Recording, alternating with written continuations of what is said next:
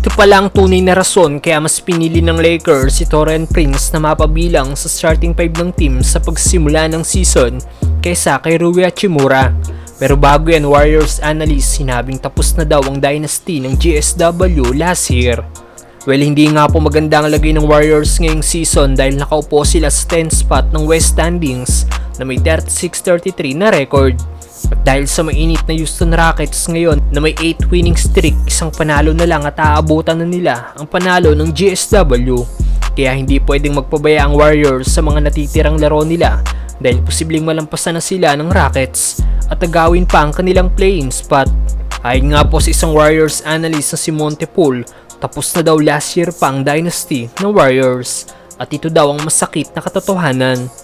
Reality is tough. Reality hurts, but it's real. You know, there was talk early this season about is the dynasty over? Is the dynasty over? I think the dynasty was over last year. Matapos nga pong magkampiyon noong 2022 season, hindi nga po nagwang madepensahan ng GSW ang kanilang titulo at natalo sa Lakers sa second round ng playoffs last season.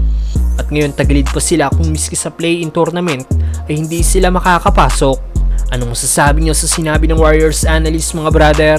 Tapos na nga bang dynasty ng GSW? Samantalang ito pala ang tunay na rason kaya mas pinili ng Lakers si Taurean Prince na mapabilang sa starting 5 ng team sa pagsimula ng season kaysa kay Rui Hachimura. Matapos na ma-injured si Jared Vanderbilt sa pagsimula ng season, pinili nga po ng Lakers si Taurean Prince na maging isa sa starting forward ng team kaysa kay Rui Hachimura na kasama ng team last playoffs. At ngayon lumabas na ang katotohanan kung bakit mas pinili ng Lakers ang 6'6 forward na si Prince kaysa sa Japanese native.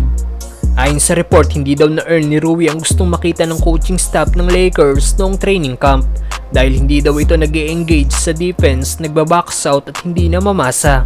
Sa kabilang banda naman kay Prince, nakuha niyang tiwala ng coaching staff dahil sa professionalism at consistency nito.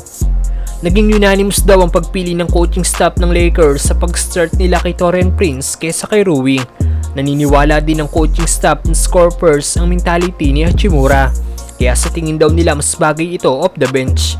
Na naging malaking pagkakamali ng Lakers dahil sa 49 games na inilaro ni Prince bilang starter ng team, 24 wins at 25 losses ang naging record ng Lakers.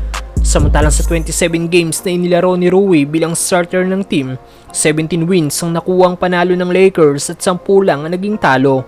Patuloy nga po ang magandang inilalaro ng Japanese native dahil ngayong March nag-average ito ng 16.8 points, 3.3 rebounds at 1.4 assists per game, shooting 60% sa field.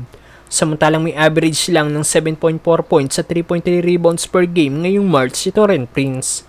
Anong masasabi nyo dito mga brother?